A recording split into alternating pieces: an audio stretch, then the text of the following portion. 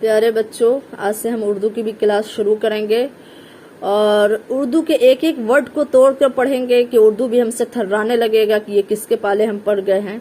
اور جتنا بھی اس کا معنی ہو، چھوٹا ہو یا بڑا ہو، جیسا بھی ہو، یعنی ہم ہر ایک چیز کو سمجھ پائیں گے، یہ نہیں کہ صرف ریڈنگ ڈال پائیں گے، بلکہ جیسا بھی اردو ہم کو دے دیا جائے اور اس کا معنی پوچھا جائے، اس کا مطلب پوچھا جائے، محاورہ پوچھا جائے، جو بھی پوچھا جائے، ہم سبھی کو کلیئر کرتے چلیں گے۔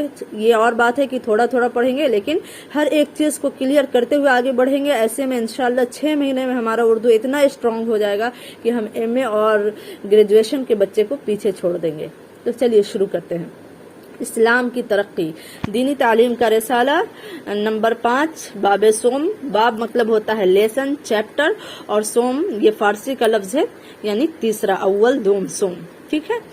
سیرت پاک، سیرت پاک کا مطلب کیا ہوتا ہے؟ نبی صلی اللہ علیہ وسلم کا اٹھنا بیٹھنا چلنا پھرنا، یہ سب کیا ہے؟ اسوہ، یعنی ان کا طریقہ، اسی کو سیرت کہا جاتا ہے، ٹھیک ہے نا۔ کسی چیز کے اچھائی کو سیرت کہا جاتا ہے، تو نبی صلی اللہ علیہ وسلم کے ہر چیز کو سیرت سے تعبیر کیا گیا ہے۔ اسلام کی ترقی یعنی اسلام کا ڈیولپمنٹ کیسے ہوا ہے، اس کو اردو میں دوسرے الفاظ میں اس طرح سے کہہ سکتے ہیں کہ اسلام کا عروج کیسے ہوا ہے۔ عروج اور زوال یہ دو اپوزٹ ورڈ ہے۔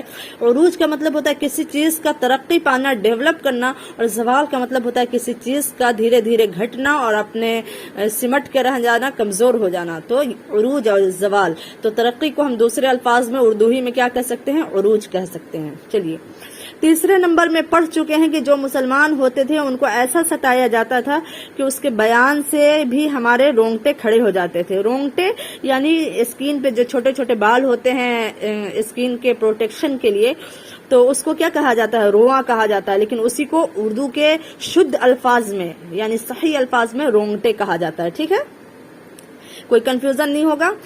تو اسلام رونگٹے کھڑے ہو جاتے تھے، لیکن اسلام کی فطرت میں قدرت نے لچک ایسی رکھی ہے کہ جتنا اس کو دبایا گیا اتنا ہی وہ ابھرا۔ تو لیکن اسلام کی فطرت کا مطلب ہوتا ہے نیچر، یعنی نیچرلی اس میں ایسا کچھ ہے، اللہ تبارک و تعالیٰ نے اس میں ایسی خوبصورتی رکھ دیا ہے کہ قدرت سے مراد یہاں اللہ ہے، کہ ایسی لچک ہے کہ اس کو جتنا دبایا جائے وہ ابھرتا ہے۔ اب لچک کس کو کہیں گے؟ لچک کہتے ہیں جیسے آپ اسپرنگ سپوز ڈیٹ لے لیجئے، اسپرنگ کو آپ تیریے گا لمبا ہو جائے گا، چھوڑیے گا یہ ہو جائے گا، لیکن جلدی ٹوٹتا نہیں ہے۔ تو اس کو اگر کوئی برباد کرنا چاہے، توڑنا چاہے تو ٹوٹے نہ، بلکہ جیسے بھی کر دے وہ اپنی حالت پہ رہے گا، اور بلکہ اور اس میں اضافہ ہوتا ہے اسلام میں۔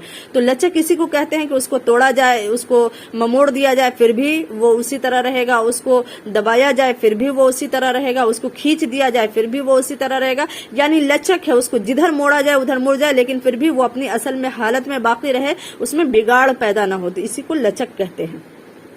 تو قدرت نے ایسی لچک رکھی ہے کہ جتنا اس کو دبایا گیا ہے اتنا ہی وہ ابھرا ہے، یعنی جتنا اسپانج کو ہے نا دبائیے تو دب جائے گا، پھر چھوڑیے تو کیا ہو جائے گا؟